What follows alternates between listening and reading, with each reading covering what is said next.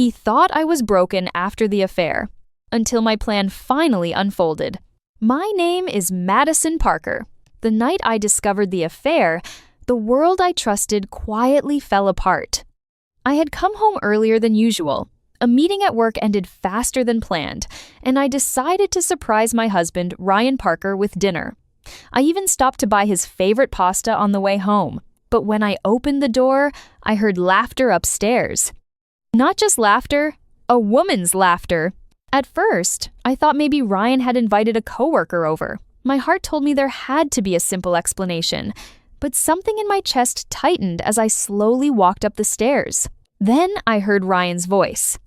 Soft, playful, the same voice he once used when he spoke to me.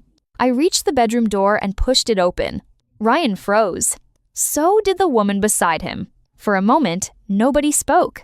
The pasta container slipped from my hands and hit the floor. Ryan stood up slowly like he had been caught doing something small, not something that shattered 12 years of marriage. "Madison," he said calmly, "this isn't what you think." But it was exactly what I thought.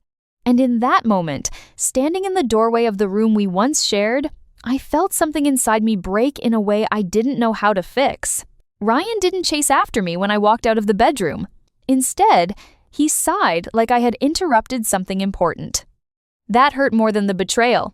I stood in the kitchen trying to breathe while the sound of quiet whispers came from upstairs. After a few minutes, Ryan walked down the stairs like nothing unusual had happened. The woman had already left. Ryan leaned against the counter and looked at me with a strange mix of boredom and annoyance. "Madison, let's not make this dramatic," he said. I stared at him. "Dramatic?" I repeated.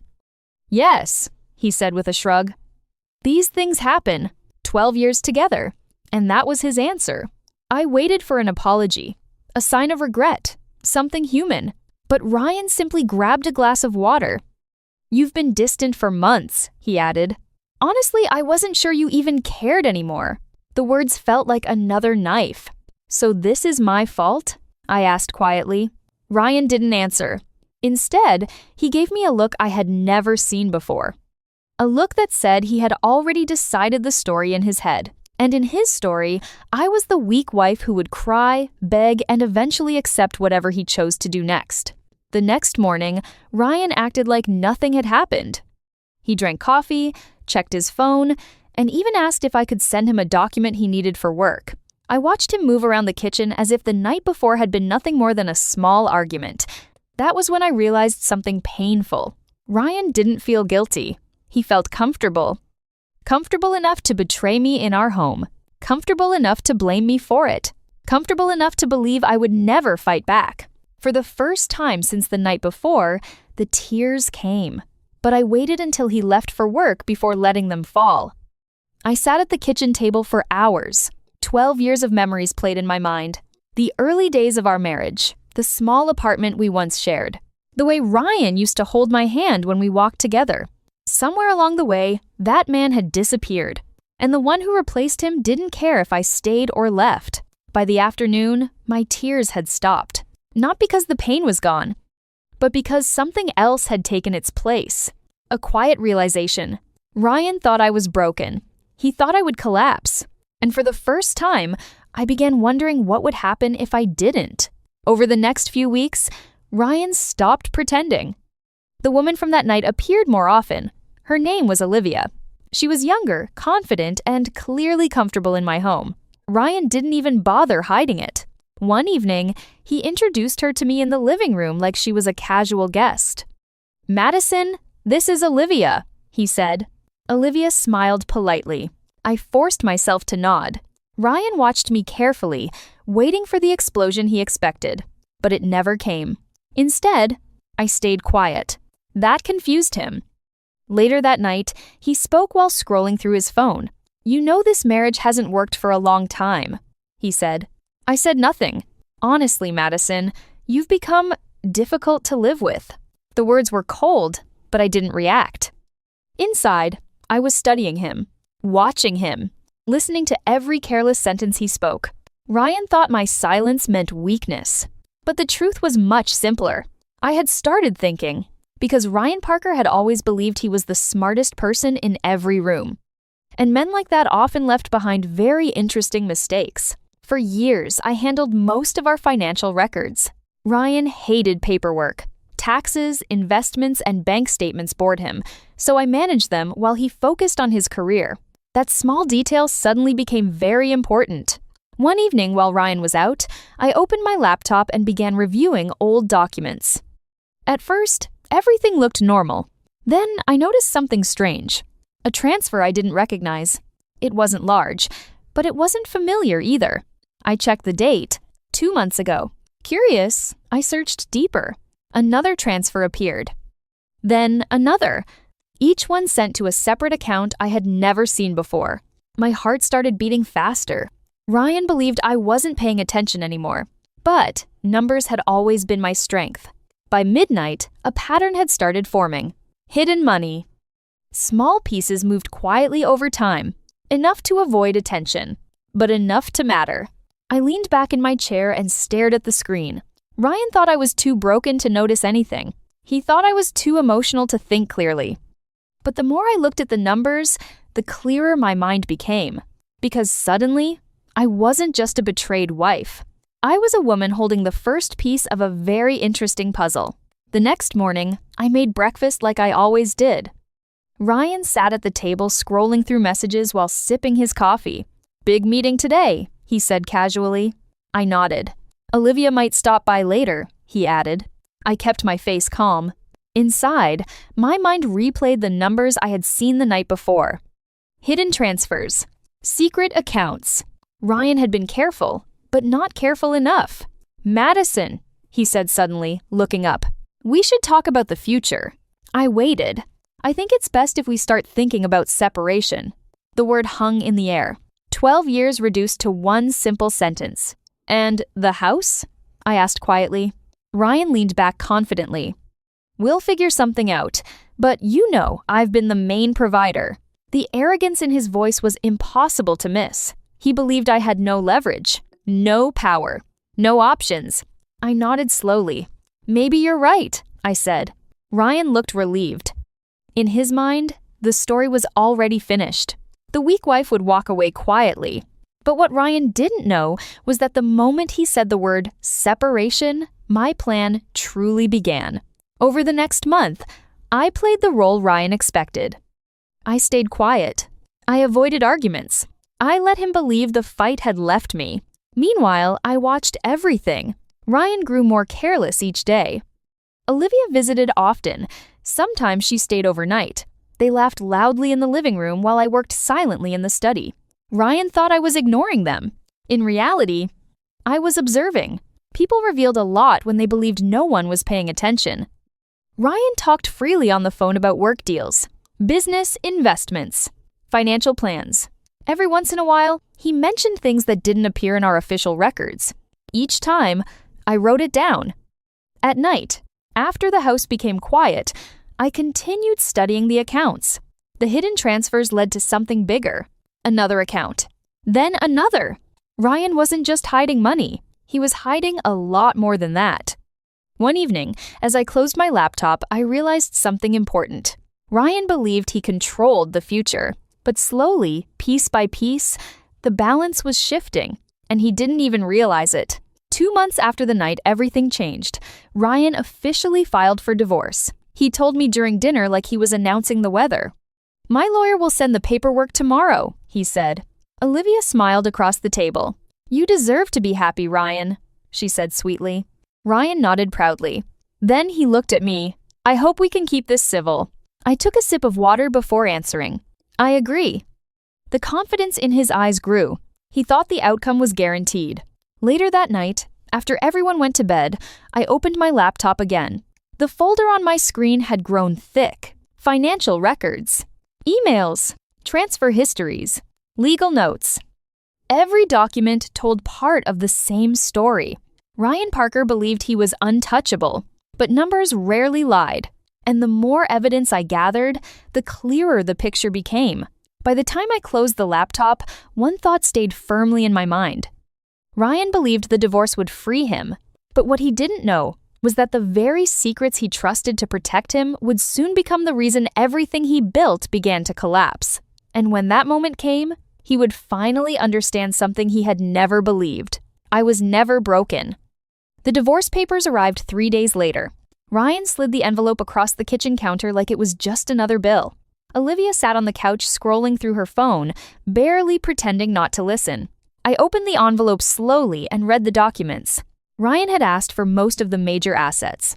The house, a large portion of our savings, even part of my small investment account. He must have thought I would panic. Instead, I simply closed the folder. Ryan watched me carefully. "You can have your lawyer review it," he said. "But honestly, Madison, this is fair." Fair. The word almost made me laugh. For 12 years, I helped manage our finances, paid half the bills, and supported his career moves. Now he was acting as if I had contributed nothing. I nodded calmly. "I'll look at it." Ryan seemed relieved. Later that night, I called a lawyer whose name I had quietly researched weeks earlier. Her name was Angela Brooks. When she answered, her voice was calm and direct. "How can I help you?" I took a deep breath. "My husband believes I'm walking away with nothing," I said. There was a short pause. Then Angela replied, "Let's see if that's actually true." 2 days later, I met Angela Brooks at her office downtown. She listened carefully as I explained everything Ryan's affair, the divorce filing, and the strange transfers I had discovered. Angela didn't interrupt once. When I finished, she leaned forward slightly. "Do you still have access to the financial records?" "Yes," I said. "Good," she replied. I handed her the folder I had prepared.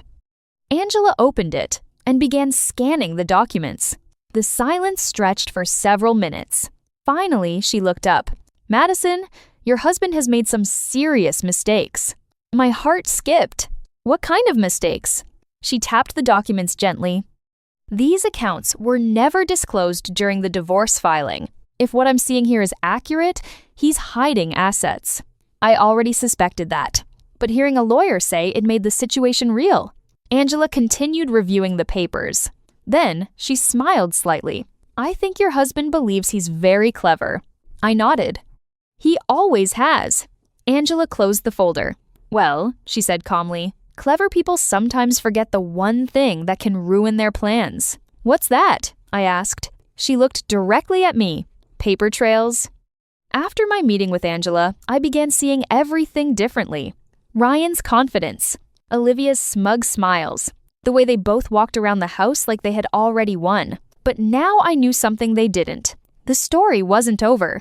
Angela and I began working quietly. Every few days, I sent her new documents. Emails Ryan had forgotten to delete. Bank statements. Investment records. Each piece strengthened the case. Ryan, meanwhile, became more careless. One evening, he sat at the dining table laughing with Olivia. "You should see Madison now," he joked. "She barely speaks." Olivia giggled. "Maybe she knows she's lost." Ryan smiled proudly. "Honestly, I think she's finally accepted reality." I stayed in the study, pretending not to hear them. But every word burned into my memory. Because while Ryan believed my silence meant defeat, the truth was much simpler. Silence gave me time.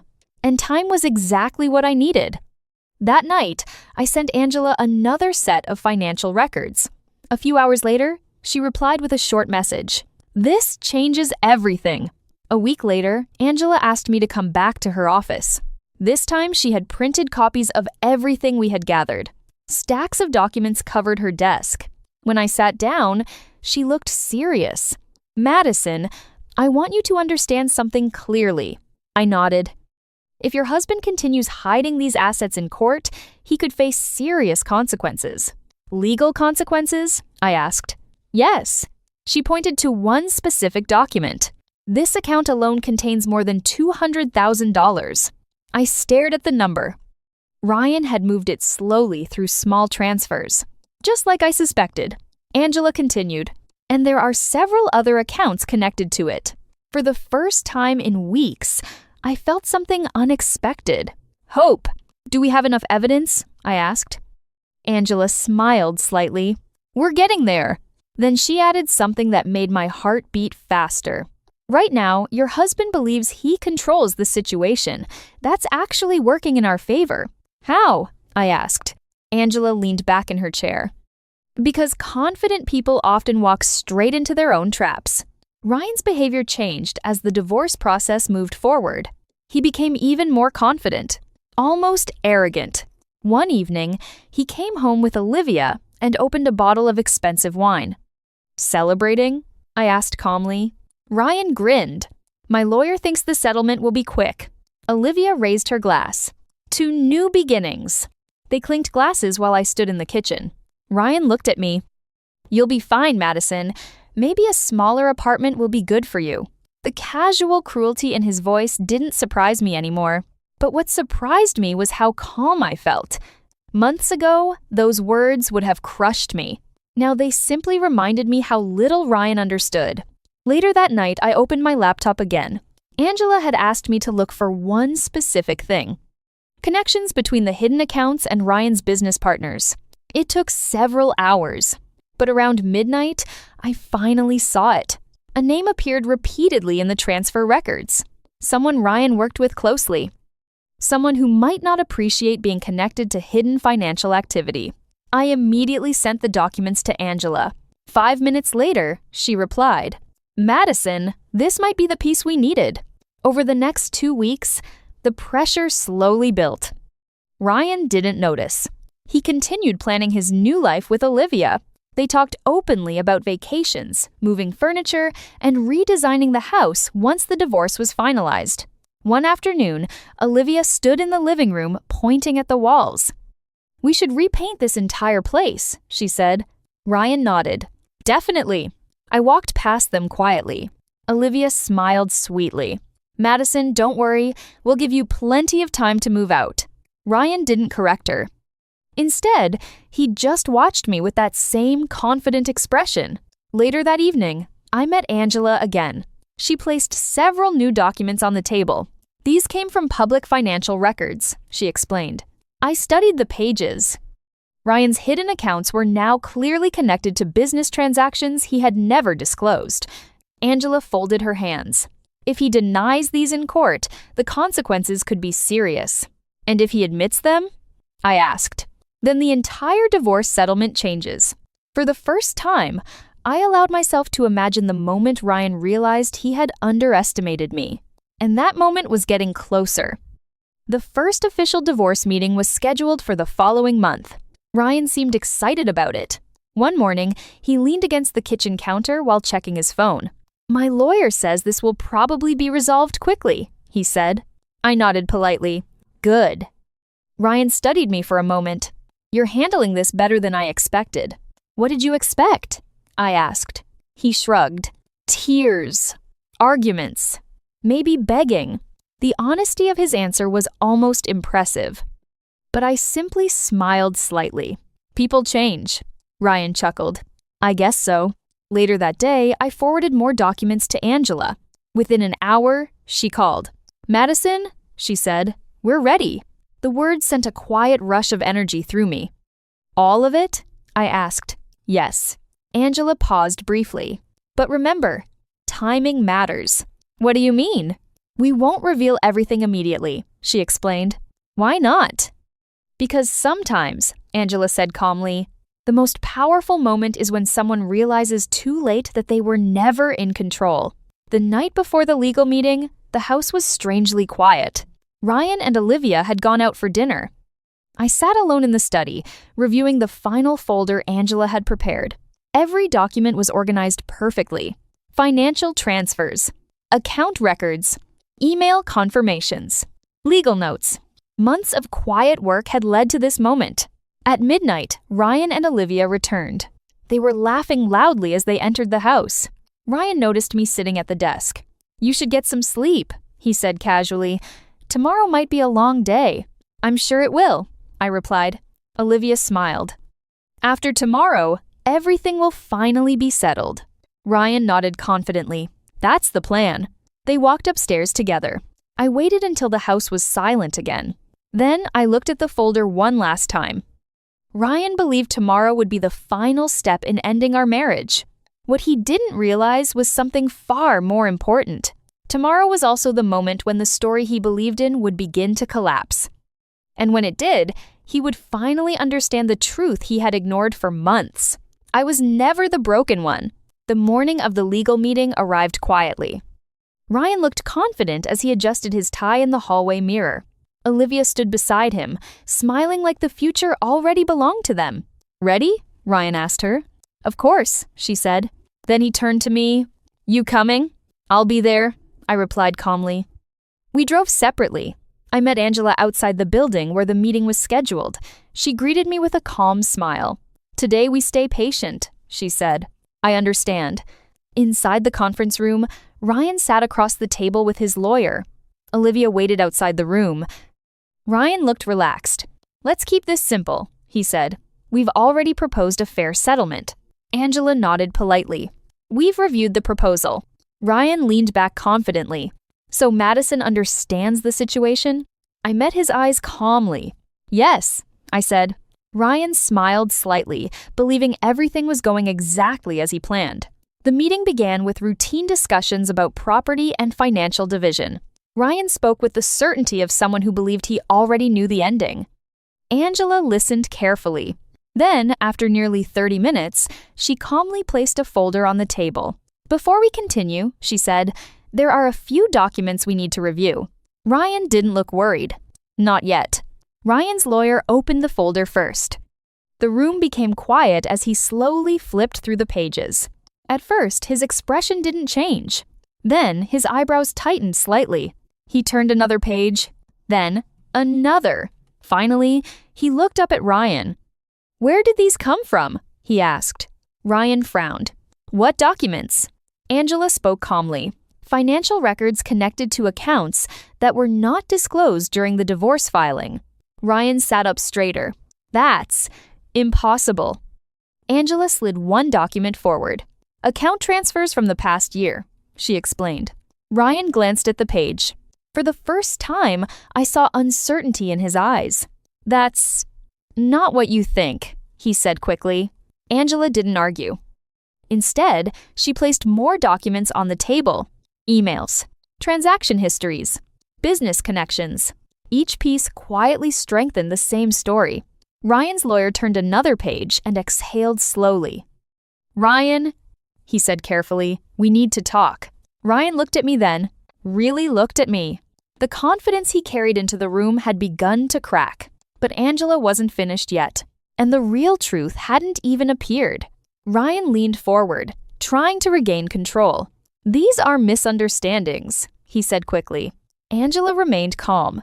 "Then you should be able to explain them." Ryan looked at his lawyer. But his lawyer was already studying the documents with growing concern. "These accounts weren't listed in the financial disclosure," he said quietly. Ryan's voice became defensive. "They're not relevant." Angela slid another document across the table. "This account alone contains over $200,000. Ryan's face went pale. "That money isn't mine," he said. Angela nodded slightly. "Then perhaps you can explain why the transfers came directly from your personal account." The silence in the room felt heavy. Ryan's lawyer closed the folder slowly. "Ryan," he said again, "why didn't you tell me about these accounts?" Ryan opened his mouth but didn't answer. I watched him carefully. For months, he believed I was powerless. That I was too broken to think clearly, too emotional to act strategically. But now the room had changed. The power he carried with him was slipping away. And for the first time since the affair began, Ryan Parker looked unsure. The meeting paused for 10 minutes. Ryan and his lawyer stepped outside to talk privately. Angela remained seated beside me. "You're doing well," she said quietly. I nodded, but my heart was beating fast. Months of quiet planning had led to this moment. When Ryan returned, he looked different, less confident, more cautious. His lawyer cleared his throat. "We'd like to review these documents more carefully," he said. Angela nodded.